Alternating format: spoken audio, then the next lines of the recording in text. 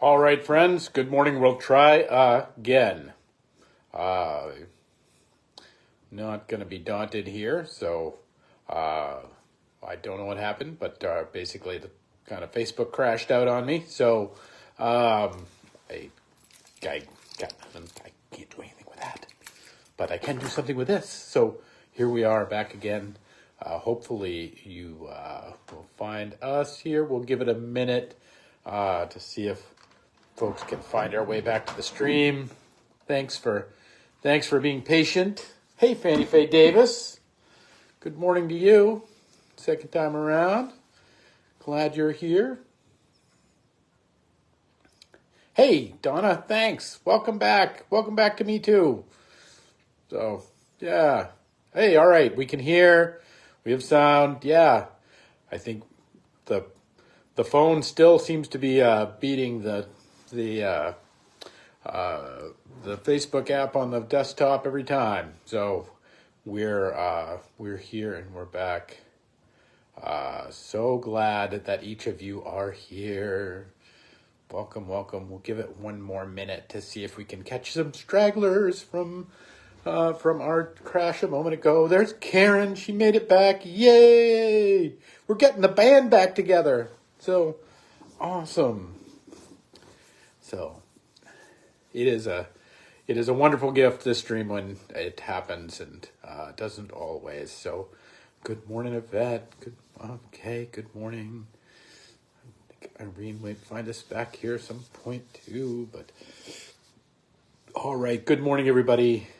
All right, Cecile, good morning to you. I hope you're having a good morning on this wet day here in the city, and I know many of you are snugging it out in the snow. I hope you're snug as a bug. So good morning, everybody. All right. Well, hopefully, hey, Vicky, good morning. So hopefully the rest of the will find their way back to us in our little relaunch here. Donna, Phyllis, so glad you're with us.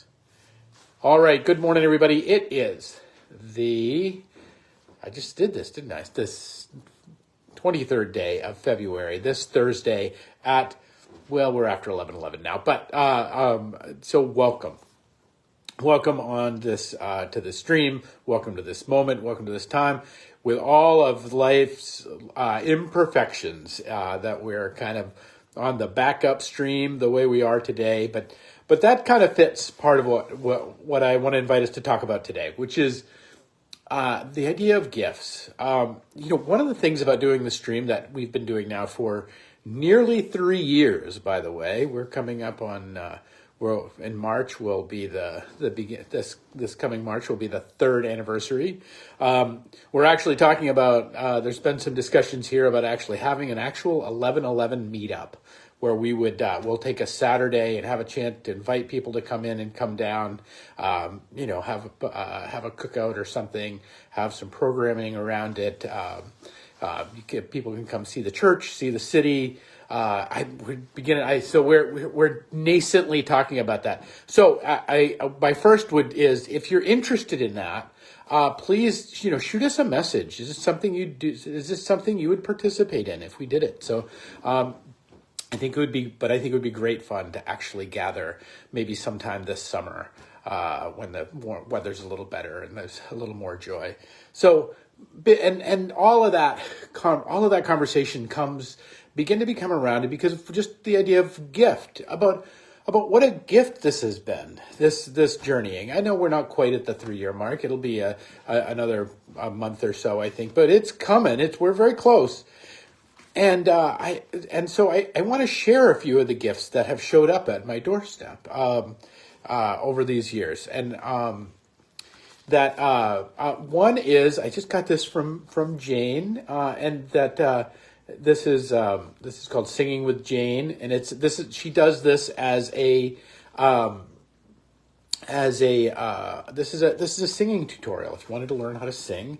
And so I don't know if she's telling me I need to take singing lessons. I never thought of that. But I think that but it's a wonderful gift. This little pamphlet on how to kind of talk yourself through singing, and also from Jonathan, her husband. He was an engineer on the Cog Railroad in New Hampshire, and sent along his book First Out, which is actually really fun because it's got so many awesome stories about kind of what happens going up and down a mountain on a cog railroad. And it's really very, very cool. How they kind of tried the several different ways the engineers try to blow themselves up on any given day. And it's all kinds of fun stuff in there. So, we've received,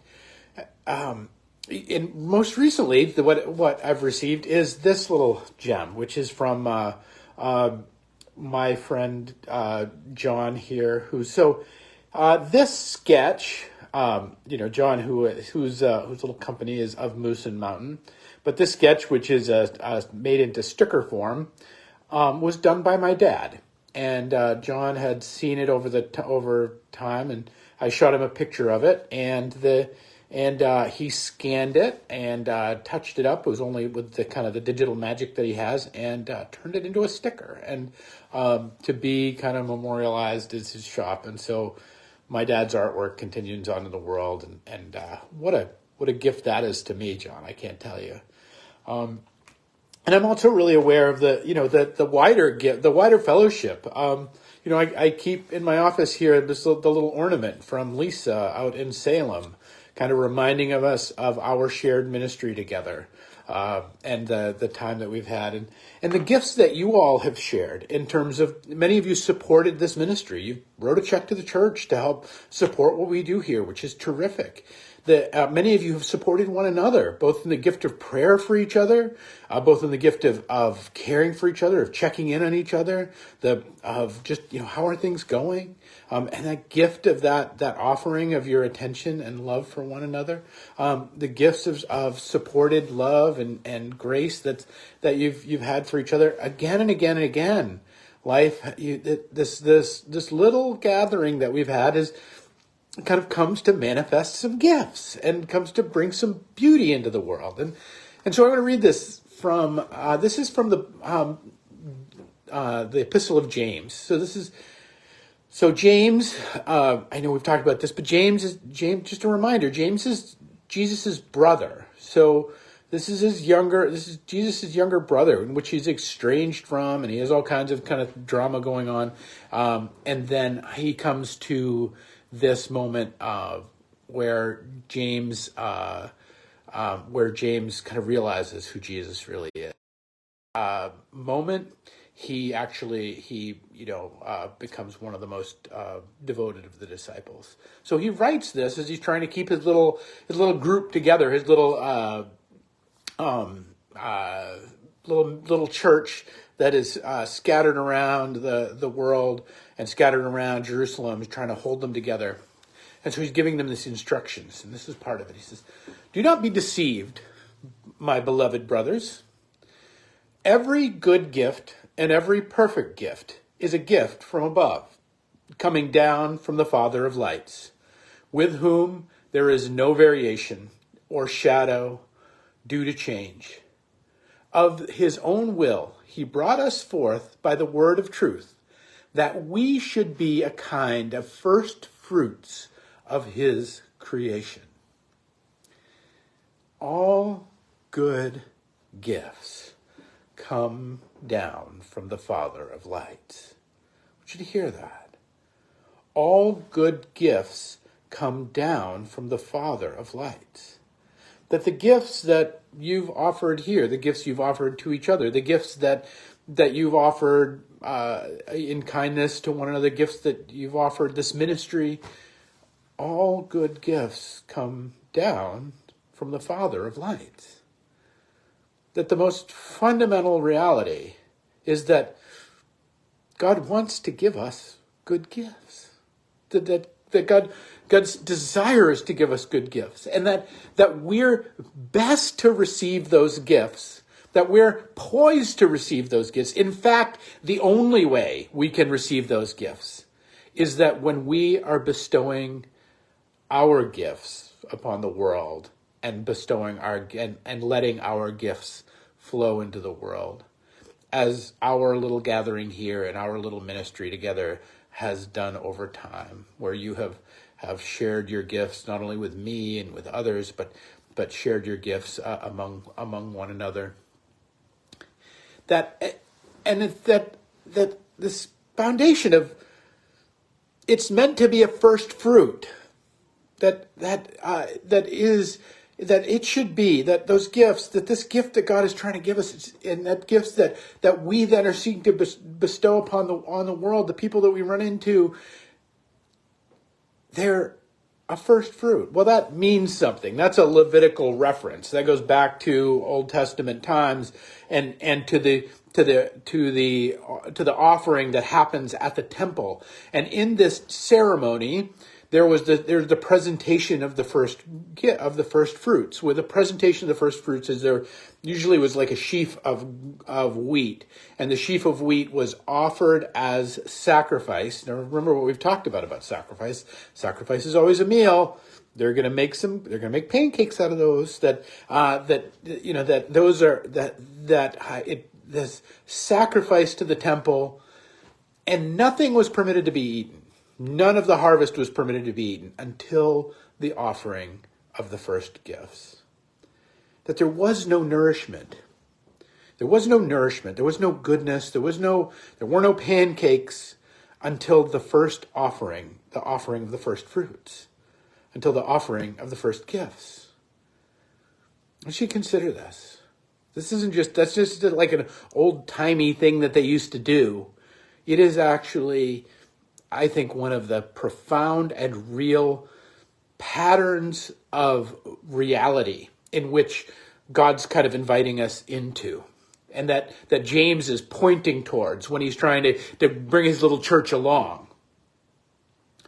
I think one of the ways you can understand it was this. This comes from Archbishop Desmond Tutu in his book, The Book of Joy. And he says it this way. He says, the Dead Sea, you're talking about in the Middle East, the Dead Sea, which is one of the most buoyant places and filled with minerals, but at the same time has no life in it at all. The Dead Sea in the Middle East receives fresh water, but it has no outlet. So it doesn't pass the water out. It receives beautiful water from the rivers, and then the water goes dank. I mean, it just goes bad. And that's why it is called the Dead Sea. It receives and does not give. In the end, generosity is the best way of becoming more and more and more joyful. Don't be fooled. Don't be deceived, brothers and sisters. Why does James say, don't be fooled? Because the world then was not that different than the world now. In the world, the thing that the world will say, make sure you get yours. Make sure you get all you grab up all yours, and you hold on to your, and you just make sure that nobody gets anything that you have. And you retain yours, you constrict yours, you hold in your heart, you hold in your resources, you hold in the things. Don't give it away too easily, There's just a big world out there that's all trying to take advantage of you people.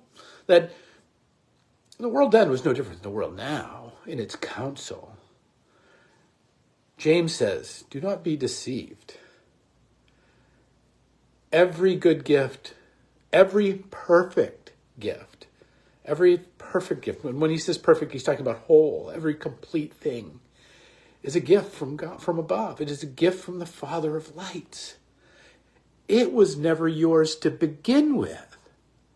The joy that dwells in your heart was never yours to begin with. The wonder that you experience at the beauty of a snowfall was never yours to begin with. The resources that you managed to acquire in the course of a life were never yours to begin with. They all are this flow. And that when we offer when we become a first fruit, when our life becomes a first fruit, when we offer the first things of our days, when we offer that up, And this is not a worship thing. This is just a gift. This is just a gift-giving thing. This is just a way of moving through the world that is about contending with the world and is really about overcoming the world.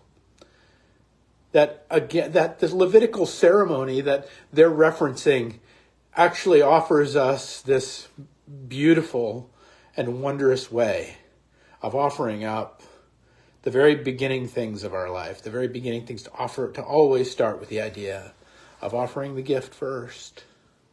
And that from that, all good gifts, all more life will flow. From that, more goodness and abundance will come. From that, life will live in abundance. But like Desmond Tutu points to, that the constricted life, the life without outlet, the life without place of purpose to apply the very giving and the very loving of our being, becomes a pretty lifeless one. We may have some days, but we may not have life in them. And what James is trying to invite us into, by pointing to invite us to be assembled as God assembled us as first fruits to the world, is to offer up the beauty of our creatures, of our creation, the beauty of that which does not change, as he says, that is without variation and without shadow, that which is beyond what we've been given and what we've known, but is simply ours to pass through. And so that when all of you have supported this ministry, all of you have sent me a word of encouragement, because sometimes this is hard. I don't know if you know, but sometimes it's actually work. I'm not whining. I'm just saying it's a legitimate observation. Sometimes it takes things. John's thought to carry on my dad's legacy in a small way. Jonathan's ideas to capture his stories of being an engineer and to share them with the world in gift. And to Jane's ability to offer up song and beauty. Lisa's ability to support this ministry and to remind us that we labor not alone, but we have partners and people whom love us and are in this with us, and that they're a gift to us just as well. Friends, my very first spiritual director was a tiny little Irish nun. And how I ended up with a tiny little Irish nun. She sounded like Roma Downey, if you know, from Touched by an Angel. She had this beautiful lilting, and so it didn't matter. She could read the phone book and it sounded spiritual, just as beautiful. But she had one phrase that she would always return to as we sat in direction, as she was trying to kind of get this, 20-something-year-old fisherman to begin to enter into the idea of the spiritual life. And then she would say, "Andy, it's all gift. It's all gift. It's like, it's all blessing." I've journeyed with her voice in my head for over 30 years now. And she's still right. She's still right. And that the simple and small and the ways with whatever talent we have or whatever gifts we've been given, that we can go forward and offer our gifts to the world, only continues to come back to us again and again and again, even in the hard places, even in the dark places, and sometimes even more so in those. So friends, I hope you will grab hold to those who are near you in these days and see them as the gift that they are, in all their imperfection and all their difficulty. See the world that you've been given as an extension of God's good gift to you, God's perfect gift to you, and that in it all, you might be able to see your own life as a bit of a first fruit, as a bit of a offering up to the and a bit of a giving away first, an eye towards service, or an eye towards usefulness, over an eye towards how do I get me and mine. And that when we do that, when we step into that, our Father in heaven, the Father of lights, gives us all good gifts. All right, friends, that's my hope for you today. Tomorrow we have an organ concert, and not only an organ concert, but we have Marcus Johnson, he's actually going to be doing some stuff from Les Mis, which I heard him practicing on Sunday. It's glorious, like holy smokes. It is amazingly beautiful. If you're nearby, please come and be a part of it. We'll see if we can. We're having technical. If you haven't figured it out, we're having technical issues. So if we can get those together, we'll see if we can live stream tomorrow. But no promises on that. We'll find out. But it's noon tomorrow in our sanctuary. The beauty of the organ, the beauty of Marcus Johnson, kind of lifting it up in song. It's going to be a great time. And then we're worshiping 10 o'clock on Sunday morning. The glory of God. We begin the first journey into Lent with the temptation of Jesus and contemplating that. I hope you'll be a part of some of these offerings. And if not, I hope at least we will see you next week on Tuesday with another 11:11. Peace and grace to you, my friends, and we'll see you soon. Bye now.